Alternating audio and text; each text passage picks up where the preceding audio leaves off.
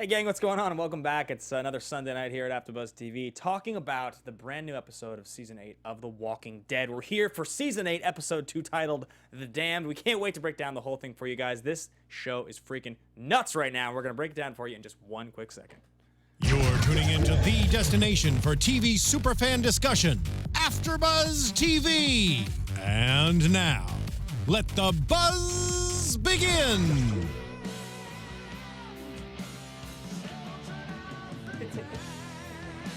Oh yeah, that's right. It's just audio, so you guys can't see. But I was just, doing my best karaoke, lip sync. I was doing my headbang. Yeah, it's pretty sweet. Yeah.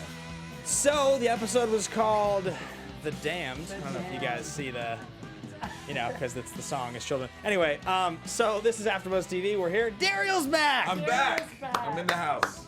I'm excited to He's be here. I'm excited to have him back. Exactly. So guys, this is AFTERBUZZ TV. We're going to talk to you right now about Season 8, Episode 2 of The Walking Dead here on the brand new channel. It's like a brand new AFTERBUZZ channel, sci-fi and fantasy shows and all these things, because AFTERBUZZ is now split out into multiple verticals, so you can find exactly what you want, what you're looking for. Let's introduce the hosts. We've got a brand new host in his second show. Well, it's actually, you were doing The Walking Dead show before I was doing The Walking Dead show, but we talked about this last week. I mean, he was doing Fear the Walking Dead. Yeah, that's fair. I mean, does it count? Well, I was doing that show before you were doing that That's show. very true. Yeah. Very true. But anyway, welcome to the show. Thank We're you. excited to have you, Timothy. Introduce yourself, please. I am Timothy Michael, everybody. You can find me everywhere at I am Timothy Mike. I-A-M Timothy Mike. Dario, welcome back. Why don't you tell people where they can find you? Let's see. You can find me at Derrial Christon on Instagram, Twitter, and Facebook. Hopefully my name is being spelled right now at the bottom of the screen. Yep. This is Natalie Dyer. She's not here right now, but she's the third host on the panel. Natalie, you look lovely tonight. She's watching. She's Yeah. very beautiful. She's dressed as the Invisible Woman for Halloween. So She did a great job with it. yeah, she killed it. Best costume. Yep. Yeah, she did a good job with it. And then you guys can find me at Ben Bateman Media, Twitter, Instagram, what have you. And the Iron Maiden is still playing. I love it. It is still playing. I like it. So let's talk a little bit about this episode, guys. So I have so many thoughts. We're now into episode 101 of The Walking Dead. Let's call a spade a spade. It had the lowest premiere rating in 5 seasons last week. There was definitely polarizing opinions about the episode. It's funny, working on The Walking Dead, I don't know if you guys experienced the same thing, but being a part of the sort of like media zeitgeist that is The Walking Dead, people constantly want to talk to me about The Walking Dead during the week. Do you find this? Absolutely. Parents, friends, coworkers, people that you've talked to, like, oh, what'd you think of the episode? Yeah. What's your opinion? They want you to have an expert opinion on it. Of course. right? Your opinion means more. Yeah, and like, I have such a hard time sharing my opinion about this show now, because I don't want to come off as unexcited about the good moments, but we're so many episodes into a show, I think they're finding it difficult to reinvent the stakes for us, right? Like, we've seen important characters die, and I think it was jacked up as far as it could get with Glenn, for sure. Absolutely. That's as far as you could push the show in terms of just like dramatic death stuff. So I want to know kind of what you guys how you're feeling about Walking Dead, the show, and also just, knee-jerk reaction on the episode. I'm going to start with you, Timothy. I just think it's unfortunate because, as we know, after the whole Glenn episode of the season finale, everybody was like, oh, it was too violent, and then the writers were like, okay, we're going to pull back on the violence, and now everybody's like, oh, well, we're not that excited about this new season, and I'm like, okay, well, people need to make up their minds on what they want. Yeah. If you want to complain about the violence, and then when the writers pull back, then that's your fault. Right. I felt like what they were doing... People forget that this is a show based on the graphic novel. It's called a graphic novel for a reason. It's graphic. So I feel like if you take things away from that, you're doing a disservice to the show and to the comic, for that matter. Yep, agreed. I mean, for me, I've said this in previous shows before, but bring on any graphic things for me. Like, that keeps me intertwined and excited about the show. I think there's some great things that are going on the show, and there's also some things I'm like, that storyline's dragging a little bit. I mean, I'm a little bit 50-50 about today's episode, honestly. I mean, I think it was good. Yep. Do I think it was fantastically great? I don't, but I think it was a good episode. I think, so, yeah, so my opinion would be this episode had more wins than losses. I think that the show, what I like the most about The Walking Dead is that because the audience is so big, and the showrunners tend to have this ability to just like visualize something and put it on screen, this is one of the shows that I think artistically takes the most chances with how they film their episodes. Yeah. And they constantly try different things. It really is a piece of art when they make an episode, and so that's one of the things I like the most about this. There was elements in this episode, for instance, that I thought were so cool. So why don't we kind of jump in and share some of our favorites? The first one for me is I love the way they set this episode up to feel like an old school Nintendo 64 video game. It felt like playing GoldenEye. It felt like 007. Really? Yeah, well, because like, okay, the silencers, first of all, that was a super 90s thing. All Yeah. movies had red dot lasers, C4, and silencers. Yeah. And so, like, the way that, like, you know, rounding the corner and the perfect headshots, like the two guys slowly turning around, it's like, boop, boop, and then, like, you're going down the hallway, like, breaking into the buildings. It just really reminded me of playing an old video game. And so much so that when Morgan was going on his crazy rampage, it really did feel like he was just a straight up video game character. I can see what you're saying. So can I. Even Rick in that fight, I saw the stuff sticking out from the wall, and I was imagining playing a game, and like you're fighting with this dude, and you're like, all right, how do I kill this guy? He's bigger than me. I can't seem to stop him. I have to use something in this room.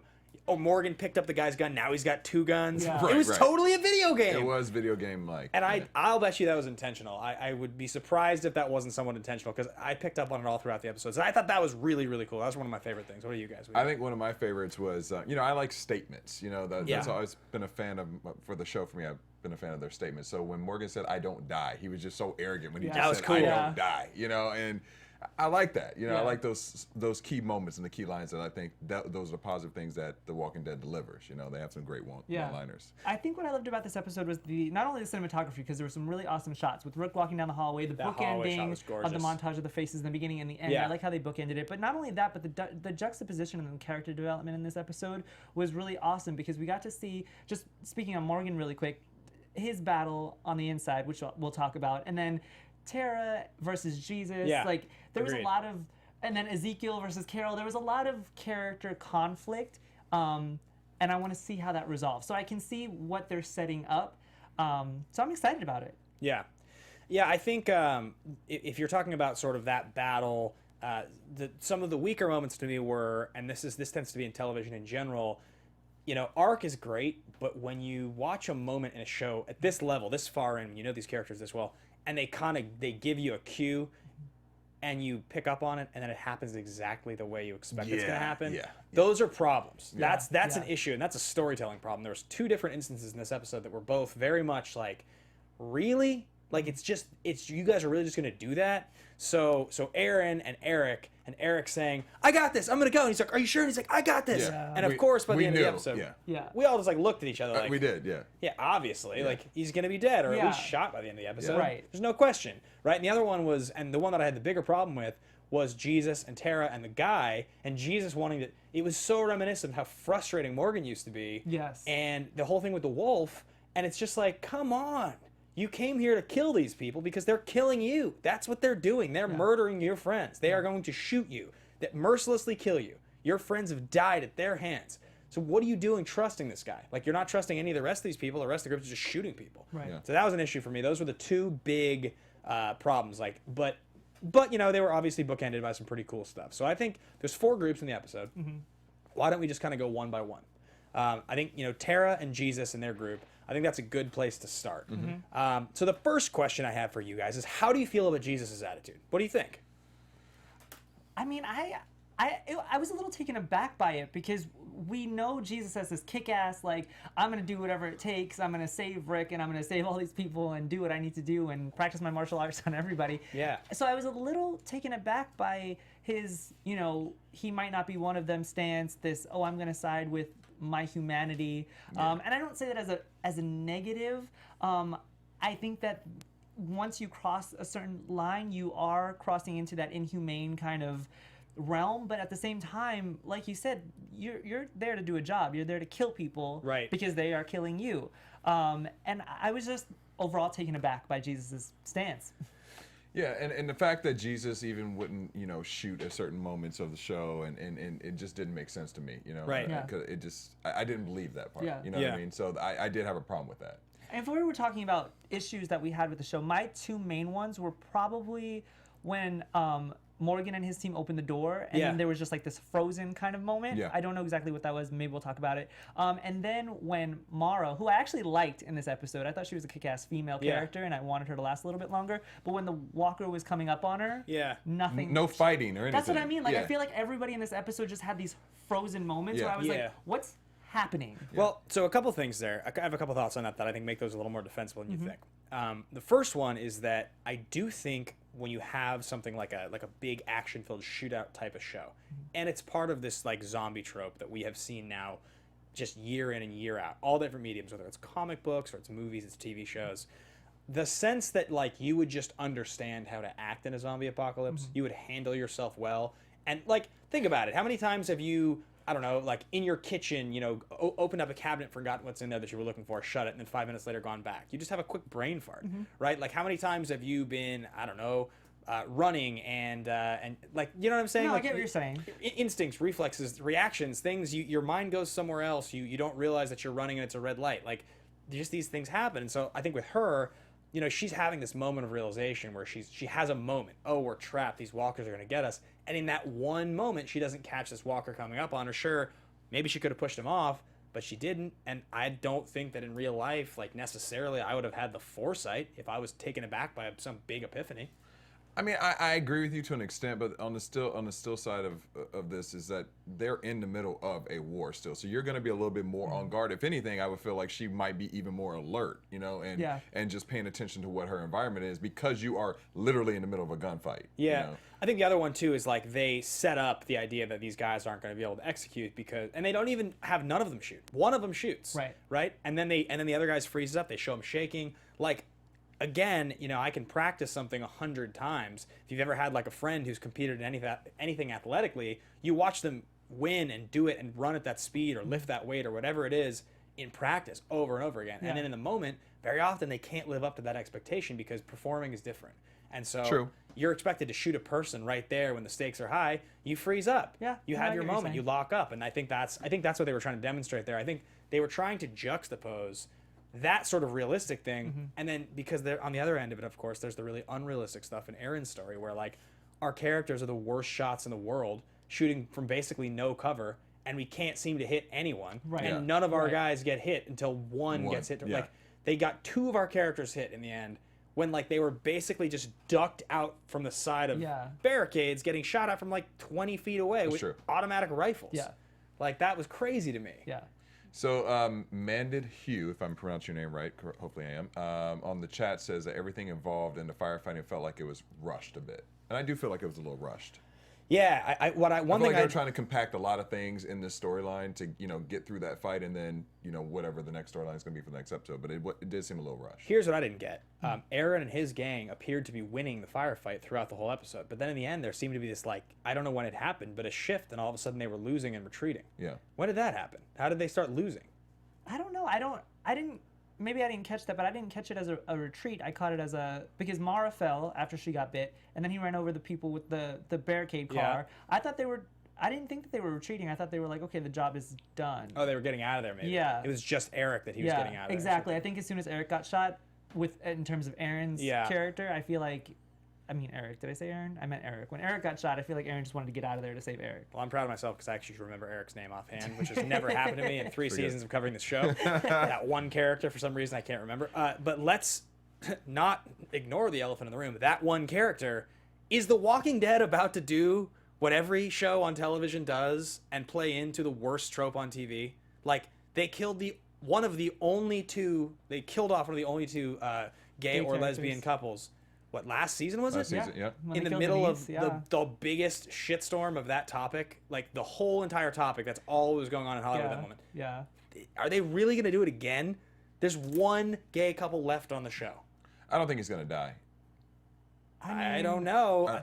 I mean, he would be a logical, prominent character at this point. Yeah. But I don't think they're dumb enough to do it. I cannot imagine. I think he'll be severely injured, but you know, I don't know. I don't see a full death. What do you think? I don't know. I hope. You know what? At this point, I'm not attached to Eric as a character. Yeah. I feel like Aaron could do much better. Right. So I feel like if he died, I wouldn't be as upset. I feel like they haven't done enough. They haven't given me enough reason to feel for him. Yeah. In this one moment, I was like, oh, look, Eric's got some balls. He's actually going to fight. Right. And then he gets shot. And I was like, okay, well, we saw that coming, like you said, in what you had a problem with in the episode. So if he dies, I'm not going to be butthurt about it. Yeah, I mean, from a character standpoint, he's not any more significant to me than really any of the relationships on the show, because I don't think they almost erased him as a character last season. He was gone for most of the season. Yeah, we didn't really see him at all. But I do think that just from the standpoint of like Hollywood and the way that the industry is right now, and the importance of making sure to have equality on TV, and the way it got so bad last year, it would be shocking, because the Denise death was a big deal for that reason. There's a lot of characters you could kill. But see, I feel like the Denise death was done in a good way. I feel like when she died, it had an impact on all of the other characters. Yeah. In this case, if Eric dies, the only person who would have an impact on would be Aaron. And I'm like, okay, but nobody really cares about Eric. I'm sorry. If there are really diehard Eric fans, I'm sorry, I'm just not one of them. I just feel like I like Denise. When Denise died, it was like, oh God, no. But when if Eric dies, I'm gonna be like, all right. Yeah, I feel you. I guess what I'm trying to address is I think that it sends a message that's difficult for once it's aired and you're already in the season, you have your plots written, and you choose to do that. There's nothing you can do. Right. You're like, if that audience is paying attention and that LGBT audience is looking, and they're like, I'm not watching this show anymore because you guys are playing into the most harmful trope on television. But on the flip side, this is The Walking Dead, so anybody at any moment. I mean, we get attached to so many characters. Look how many characters have died that we've gotten attached to. So absolutely, on the flip side of that, it wouldn't surprise. I don't think he's gonna die quite yet, but it wouldn't surprise me if he did die, because I feel like it's a cliche if he does die. Yeah. Because like we both have said, or we all have said on here, that we kind of saw that at the beginning of the episode where they were going with it. So it is a cliche if they do kill him. Agreed. But The Walking Dead is known for killing the characters that we would think that they wouldn't kill. And I think what I like is that, if we're going to talk about equality, then The Walking Dead is playing right into that. I mean, True. Black, white, gay, straight, whatever, you're going to die. You're going to die. Like, it doesn't matter. If it's going down, it's going down. If they were just saving the gay people, then... Yes. You know what I mean? Yeah. Like, it would sound a little, I don't know, unequal. Yep. So we are going to get back to Tara's group. We're going to talk about Morgan a little bit. Before we do, I do remind everybody here of a couple quick things. The first one is that I mentioned at the top of the show, AfterBuzz TV is now part of multiple verticals on YouTube. The audio is also available in one place, but now you're hearing this, and this is part of a new YouTube channel. So let's say you are listening to this on audio. Do us a favor, guys. Go and look up AfterBuzz TV Drama on YouTube. Subscribe to this the network. It's brand new. We just launched it, and we want to be able to make sure there's enough awareness what's going on with it, that people are paying attention, and they know where to find their shows. So help us out there. The other one, and this is totally a commercial thing, I finally understand Ride with Norman Reedus. I never got it until now. I always was like, that's the dumbest thing in the world. I always was just like... Why'd you think it was dumb? Well, because in the beginning, I was just like, it's the actor Norman Reedus on a motorcycle. Like, that's the extent of this. And then I realized that he's been a face of this network for 8 years. Yeah. He has these relationships, and they're having Walking Dead actors and other people that, if you watch AMC, you're probably interested in. Go to cool places and, like, just hang out with them. So it's kind of an interview show with him as the host. And I think that's brilliant, because I had never really thought about the fact that he probably wanted to have some sort of, like, hosted interview show. And that's kind of what it is just hanging out with other cool people. So... hats off to AMC. Yeah, I mean, they better, keep the program going. Yeah, they better make money where they can. It is no longer the dumbest thing in the world. I think it's pretty cool. Let's go back to Tara for a second. So we have this plotline with Jesus, and I have a real problem with this. I mentioned it already because it's unrealistic at this point. It was the classic Bill Clay and Die Hard, the Alan Rickman move. Please don't shoot me, that guy. He gives him a gun, right? Like Bill Clay, and then he has a sweet accent. He's talking in German on the radio. And I was just like watching this, and I was like, come on, guys! Like, not only have we seen this plot line in the show before, but also I've seen movies before. Like, this is it's clear what's happening, because on the flip side of things is like, what's the likelihood that a guy is sitting here in a room by himself and he's just totally good and he managed to survive the Saviors, and you've never met him before, and he doesn't tell you anything distinctive? Like, I just was like, this is crazy. They just murdered your friends, and you really just, Jesus, like, come on. And then Jesus didn't kill him. I had the biggest problem with that. I mean, I just didn't think that was realistic. I also didn't think it was realistic that Tara wouldn't have just shot him. I think she would have just shot him. Yeah. Especially as the way she was acting this episode, too. I would have thought she would have as well. Yeah, especially when he was tying him up after he knocked him out. She was standing there with the gun. All she could do was just shot him in the head. So what I think is really interesting, though, about their decision to show us that character in that way ties right into Rick. So one of the better moments of the episode was when Rick fights the dude and he uses the wall to kill the guy. Yeah, that's great. And then he realizes that there's a baby, and that's what the guy was protecting. And I think the reason that they had those two prisoners be the two single prisoners that we find is because the first one is supposed to be this like total black and white, just evil. I'm gonna crush these pills, and Maggie's an idiot. He's like, you're so stupid. Like, you're like, oh God, die, man, I hate you. You're not a real dude. You're just like a TV character.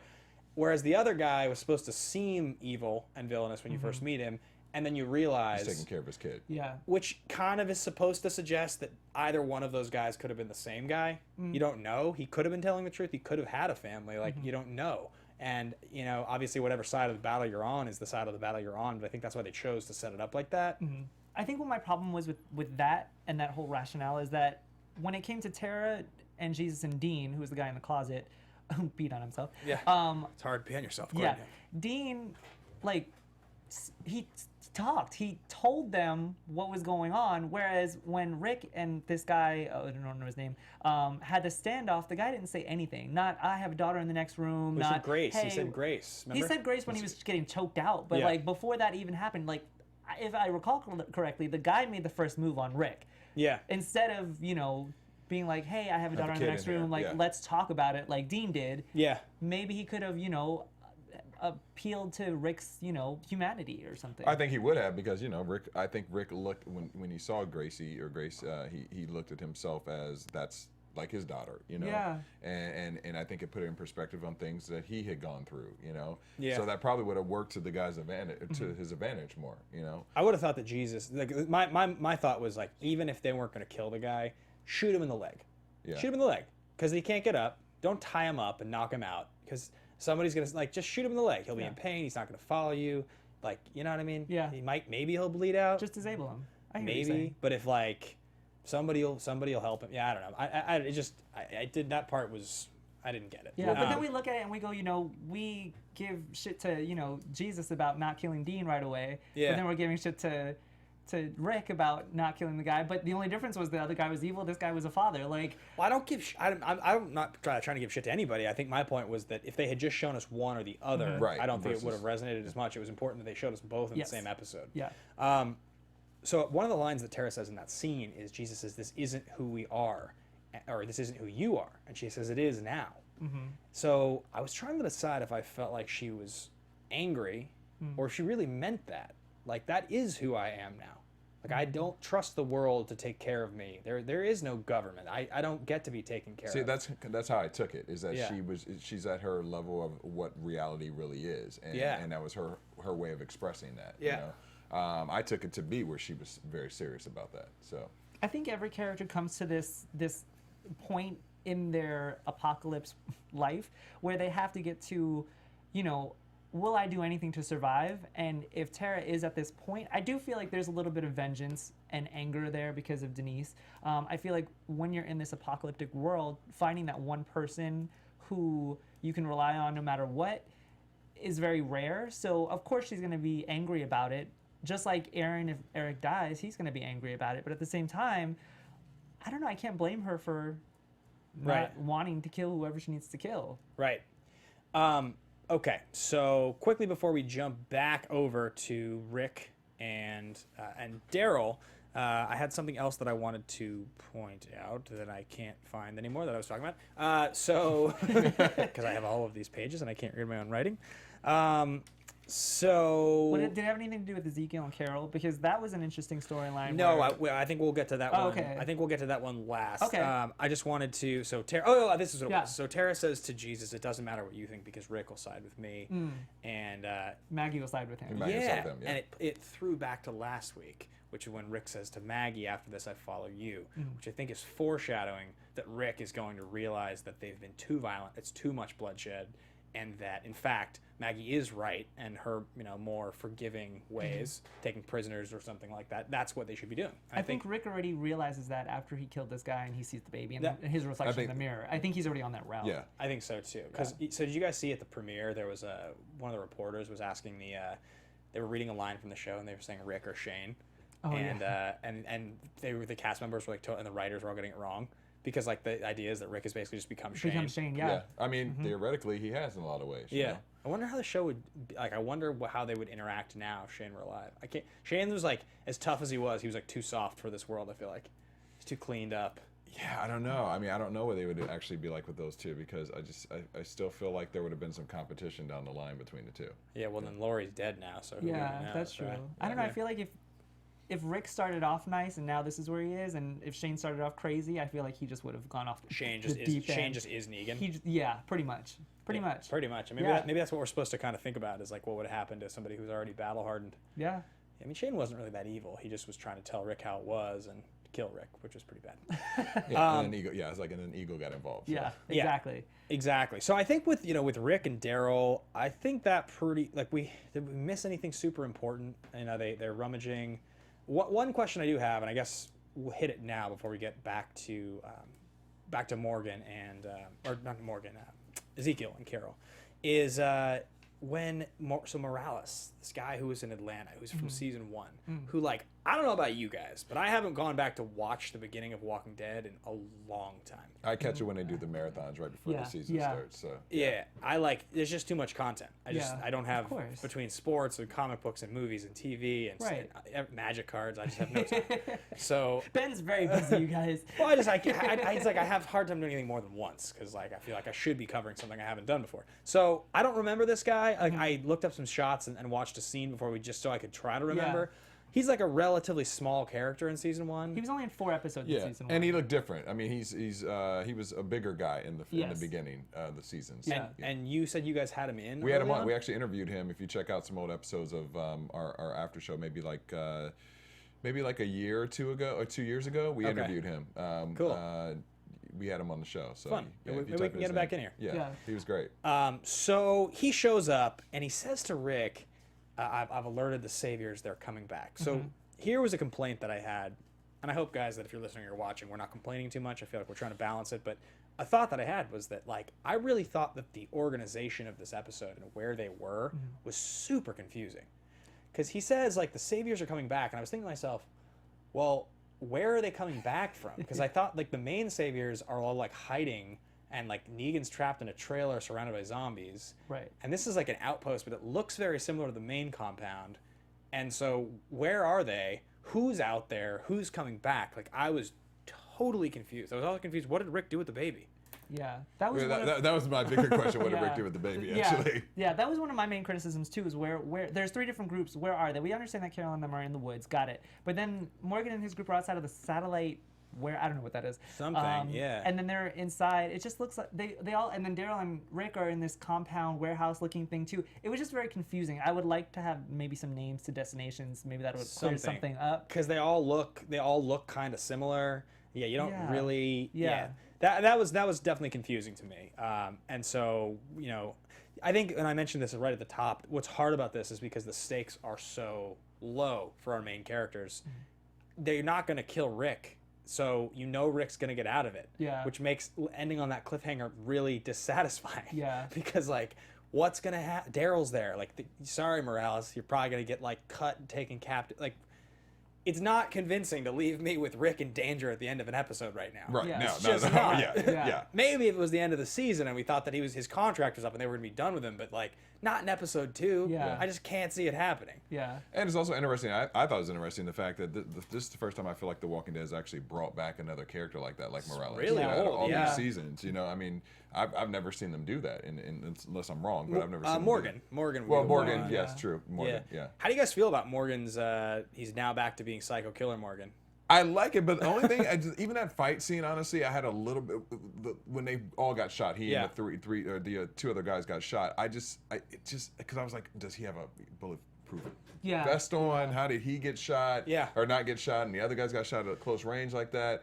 I'm assuming that maybe he did have something. Well, he has on the to armor on. He's got the armor It's like part shot in on. armor, Yeah. maybe. But I don't know. Even that scene, I don't know. I didn't love that scene, but I do like the fact that he is turning back into a little bit of the rebel Morgan, a little bit. The crazy one. I don't want to make it too crazy. Yeah. But I just want him to have a little bit edge like he's got right now. Yeah, we keep throwing around the word crazy, but I don't necessarily look at Morgan as crazy. I look at him as, just doing what he needs to do to survive. And I feel like if he was necessarily crazy, if he was off the deep end, then he would have just shot that guy at the end instead of listening to what Jesus had to say. I don't know that I was okay that he didn't shoot that guy at the end. They all surrendered. There was 2.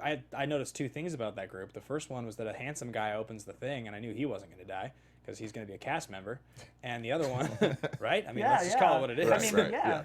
And then the other one was that this Morgan sees this guy who was just like evil from day one, who like killed his boy, and it's like, just shoot the guy. Yeah. What the hell are you waiting for? You just nuked 14 people in the hallway. Like, Yeah. really? Because like maybe he felt uncomfortable because he was in front of people, but like shoot the guy. Yeah, that was weird. Yeah. Yeah. It's funny. I noticed an interesting thing about that scene as well when he was going to shoot him, and Jesus was like, "No." If you looked in the background, Tara was shaking her head, and she said no also. Huh. So I felt like I don't know where Tara's character turned in the last 5 minutes, where she was like, "Kill them all," to no, okay, never mind, don't shoot them. And then there was another interesting thing where the guy in the background took a Polaroid of the group. Did you guys He see did, that yeah. too? He took I thought that, that was yeah. weird too. Well, because remember last week Rick took the Polaroid. So there's clearly some like pictures of what's going on. Like maybe Rick. I mean, this is crazy. This is crazy, but I don't know. We've never talked about this. Maybe Rick, like from the get-go, is like, look, this is the new world, and we need to document this war. This is like part of our history, and we need to have some memory and something that we can look at that will remind us of what we've been through. I mean, that'd be interesting. And like we don't have digital cameras anymore, and we can't develop pictures in film because we don't have a dark room. So let's use this Polaroid camera and take pictures. Like, See, I thought it was maybe they're gonna take these people hostage and then have the Polaroids to send to Negan and say, "Hey, we have your people." We have your people. That's what I thought. maybe, yeah, that's probably more likely. I mean, I liked your theory. That's I probably did. more likely. Yeah. I like where you were going with it, Ben. It's very, it's very forward thinking. Your vision was very artistic. It was Rick very is like artistic. trying to install some government here, I think, and he's imagining like what's a government The without Walking Dead These have new photos are gonna Polaroid be campaign. new Yeah. license photos, you guys. Exactly. something. I don't know. So anyway, let's talk about the last group here. We have Ezekiel and Carol, and a couple really interesting things happen here. So this plot was again a little unsure. They're chasing after a guy who's going to alert people that they're there, and I guess they think they hit him because they see some blood in the woods. Who's our big dude with the axe that we all like so much? Daniel, No, is it Daniel? the Asian guy. He seems like kind of Hawaiian. Daniel. Yeah, I think it's Daniel. Really? Yeah, it's Daniel. No, Yeah. isn't that a name like Teddy or something? I thought it was Daniel. I thought it was Daniel too. I wrote down Daniel, but Weird. I could have sworn he had Guys, some... if you're watching, just let us know if we're wrong. Yeah, I thought it was something. So anyway, but he whacks this one walker in the head with the axe. And Ezekiel says, "What befell this before you?" Now, we rewound and watched it once, but what it looked like some green stuff came out of his head. Yeah. Which it seemed like maybe that was brains. Brains aren't green. And so I was thinking like, and he looked like he was kind of either like a discoloration, like white or something, right? Yeah. Like painted maybe. I was unclear of what the hell was going on, and we moved on from it quickly. Do you guys notice anything I missed on this? I saw that he definitely has some. It looked like a weird fluid that was coming out of his brain for sure. Yeah. And I felt like they made it a point to kind of show it to us. Definitely. And then wasn't there a statement later on about something being infected or something? I thought there was some type of statement that was kind of going maybe back to what might be something different about those particular walkers. Well, he said, "Is this the Wasted's blood on the yes. box?" He said, "Oh no, it's not. We must have hit him."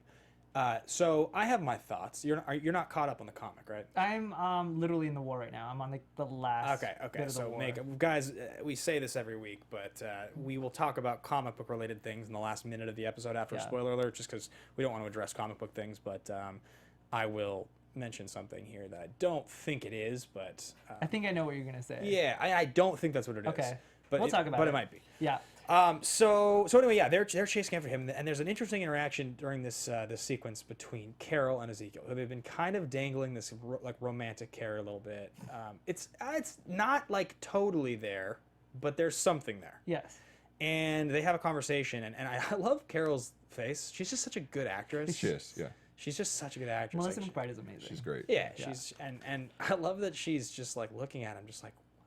Yeah, she always looks Are at him you? as that what he's saying is absolutely crazy. You know what I mean? Like that's how I mean, she looks at him like he's a comic book Yeah, character. yeah. Like, She's dude, like, where are okay, you really, from? like, where? Yeah, what are you thinking about when you say that? Yeah, she does look at that. His energy to me is also very interesting because now he's like, let's get him, take everybody Yes, down, which yeah. is such a 360 from where he used to be. So Yeah. it's an interesting energy that he carries now. I love that she's the way she looks at him is like I feel like what she wants to say is like, man, I'm a grown ass woman, Right. And I've worked hard to survive, and I ain't got time for any of what you're talking about. Like, get me to a house where I can live by myself. I don't want to have to kill more than I have to. Like, what the hell are you talking about? I think that's why things romantically are so slow with Carol. Yeah. Like if everything with like when everybody was like, oh, Carol and Derrial, and then Carol and Ezekiel, she's like, I am too grown for this. She's like, I don't need a man to survive. She's like, I'm good by myself. She had a small romance with Tobin, who took a shot in the arm this episode. He did. but he's not gonna die. But that was like more like sex. That's totally. Yeah. Totally. The shot in the arm from Tobin's classic. Like that's like an action movie injury. A shoulder. Yeah. Shoulder. There were several shots in the arm in this episode. Francine got one too. Yeah, in the end. I think Francine's dead. I think. Oh yeah, she looked she's like she definitely took dead. one. But I thought it was like right here. Yeah, something. But yeah, generally speaking, you know, action movie injuries that you can basically just like not flinch are like the arm shot where you, unless you're Denzel, in which case you can take an arm shot and just keep fighting. There's there's zero. John Wick, you can take like a leg shot, you can keep fighting. True. But anyway, so yeah, that's their relationship, and you know, Ezekiel's doing his whole thing, and at one point he finally drops character there, and he says, you know, fake it till you make it, baby, and it's like, that whole dialogue was. I don't know. Suspect. It was suspect. It wasn't my I was like, favorite. where's this coming from? You know? Yeah, I just, like I said in the first episode, I feel like Ezekiel's too much, but then he gives us those, you know, fake it till you make it baby moments, and I'm like, why can't you just be like that all the time? Yeah. I would like you so much better if you were just like real. You know what I mean? In a lot of ways, he like kind of is the ultimate con man, because he claims that it's for the good of his people to be this leader, but it's also like he just saw the opportunity to kind of, you know, he was like, I'll just like basically be a cult leader, and like I'll just, you know, play this outlandish character, and I get to be the leader. And we really saw that in the beginning of the episode when they were waking up from this attack, which I'm not sure exactly what that was. It was the grenade at the end of last episode. The grenade, thank you. And they were all like, find your majesty, find the king, blah, blah, blah. Like, yeah, he's pretty much a cult leader, and these people will do anything for him. Find the king. Find that dude with the sweet dreads and the tiger. Exactly. What's funny, Jibe Cameron is saying, let's give a round of applause for the unlimited bullets that were going on tonight. Oh yeah. And people are like, yeah, ammo. You know, they got a lot of ammo tonight. Morgan's the only one that reloads. Exactly. Yeah. He's also the only one that manages to hit anything. Yeah. Right, that's true. He's the only one that runs out of bullets too, because his gun didn't run out of bullets. Yeah, right. What did you call it? The GoldenEye moment. Well, it was full on Totally. GoldenEye. Oh, I completely agree with you. Did either of you guys play that? I loved that game. I totally agree with you. In the very first level, if you're playing the one-player mode, you'd like go across the little bridge and peek around the right corner. You have to headshot that guy every time to go then to the next, and like it just reminded me of it so much. Wow, Ben. Yeah. Anyway, I played a lot of. He went there. Clearly, he did. He did. He was very descriptive with that. Yeah. So anyway, they have this whole conversation, and they get to the next bit, and like, so Shiva's now been let loose. We saw Shiva in action again today. Yeah, which I'm, you know, I was thinking, which way could they do it? Like, one way was like, all right, so Shiva has to be a tiger, an actual tiger that's around gunfire and people. So probably that's a horrible idea, because Shiva will just eat your people. Because how is a tiger going to be able to recognize all these strangers with guns? Yeah. But on the other hand, I like that we get to use Shiva, so I'm glad that we've just decided to comic book it up and suspend our disbelief. And Shiva's just like his like comic book pet, which is great. Agreed. Shiva's, you know, she's like, what's He-Man's tiger? Yeah.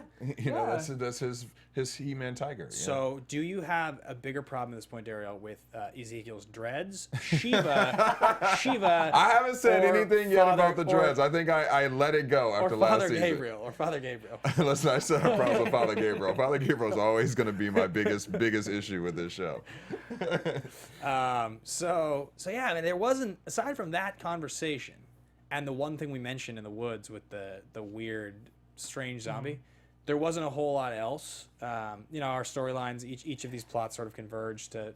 Go ahead. I do think with Ezekiel, I feel like they are foreshadowing a little bit, because like Derrial had hinted to, he is very confident. Right. And he did say that quite a bit in this episode, like, I am confident, blah, blah, and, you know, Carol's trying to talk him down. But I feel like this is total foreshadowing of maybe, and he's talking about victories. I feel like they're going to experience a loss at some point, because it's just so foreshadowing. Yeah, I think they have to. And I think a lot of our people are going to die. And I also think that, you know, this marching forward to take on this storm, there'll be a mid-season break. We'll come back.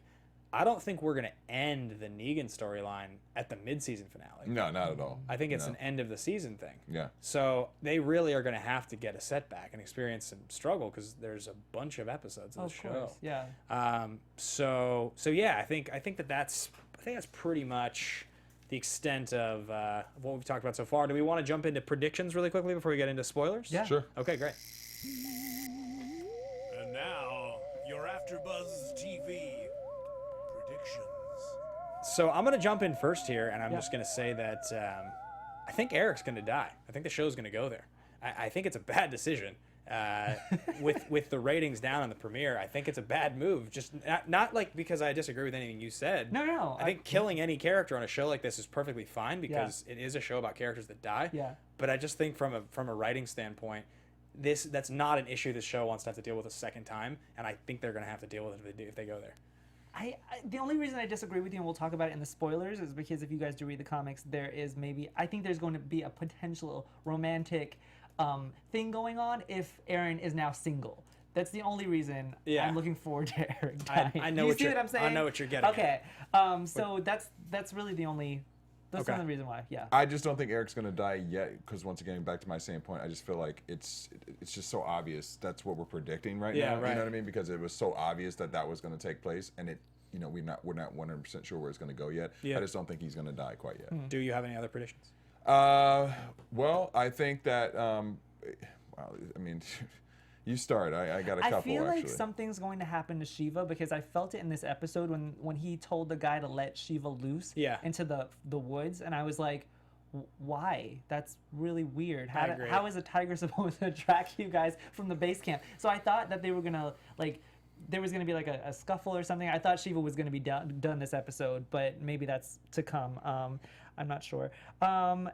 And I think that I don't know. I feel like with Morales' character, I feel like they're going to keep him around for a little bit longer because just knowing what we know about Morales and how ruthless he was with leaving Merle on the rooftop, it's not surprising that he is now part of Negan's group. Like he's always been that ruthless. Right. So I think we're going to see more of Morales. I think he's going to be more of a pain in the butt than we think. Yeah, I agree.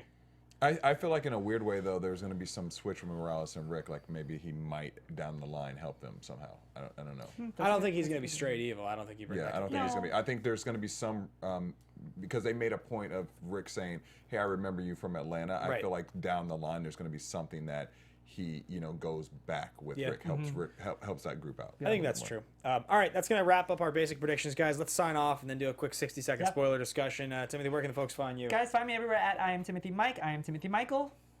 You can find me at Derrial Christon. I am Derrial Christon on Instagram, Twitter, Facebook, everywhere. You guys can find me at Ben Bateman Media, Twitter, and Instagram. All right, guys, this is your spoiler warning. We're going to spend 30 seconds really quickly just talking about comic book spoilers. So if you do read the comics and you do want to know, stick around. Otherwise, turn off your stuff and get out of here. This is your last warning. We don't want to spoil anything for you that you don't want to know. 5, 4, 3, 2. Get the heck out of here. All right. Yeah. So it's not a whisperer, right? The guy in I don't think so. So the whisperers are the storyline that happens after the time jump. The people that wear the skin of zombies and they pretend to be. And they present. He had Why would a whisperer wander into a group of people with weapons who are killing walkers? No, that was an actual walker. I felt like I didn't actually think that that's where you were going. I thought that they were going to be on the whole infected thing where Negan's group takes the blood of the infected and infects other people, but maybe it has an adverse reaction if they do that instead of getting bitten. That's what my thought process was, at least. They inject you and you've got the exactly. Yeah. I thought they were using the maybe the that's blood of walkers in that kind of way. That wouldn't be totally like maybe we come across one of our people who is taken captive. Maybe Eugene is that guy next or something like that. Maybe. I don't know. Yeah. That was the one thing, and then the other thing you're alluding to is the Jesus and Jesus romance that he's eventually going to have, because we don't have a Jesus romance, and in the comic books at least, Jesus is a gay character. Yeah. So maybe Jesus and Aaron, I've got no chemistry there at all. Maybe either. I mean, the one thing about Eric is that he just wasn't in the show at all. So then we just don't have a real close connection to him, I think, just because of that. Yeah. So those are the two things we wanted to address. In case you are listening and you do love the comic books, those are where our thoughts were as far as that goes. Anything else from you? Or? I hope they do keep Jesus as a gay character, because I feel like we definitely need a very a pro kick-ass gay character. I feel like there's a lot of people who watch this show. I'm not going to say from what area of the United States, but I feel like there's a lot of ignorance going around when it comes to the LGBT perspective of The Walking Dead. Yes, people of the LGBT community watch The Walking Dead. Yes, we love it. Yes, we have opinions about it. So don't disregard us. Why do I think there has been a scene in the show where Jesus kissed a man? I thought that happened in the show. No, I didn't. That's just in the comic. No, because I would be like, yes. Okay, maybe it's just the comic and I'm just imagining. Anyway, guys, that's going to wrap it up. Thanks for watching. Thanks for listening. Thanks for being here every week. Same time, same place. Next week, we'll have the full panel back. We're going to have some fun guests coming up for you. As always, thanks for tuning in to AfterBuzz TV. We'll see you guys soon. Bye, guys.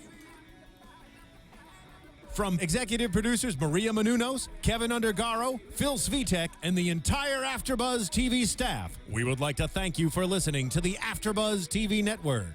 To watch or listen to other after shows and post comments or questions, be sure to visit AfterBuzzTV.com. I'm Sir Richard Wentworth, and this has been a presentation of AfterBuzz TV. Buzz you later. The views expressed herein are those of the hosts only and do not necessarily reflect the views of AfterBuzz TV or its owners or principals.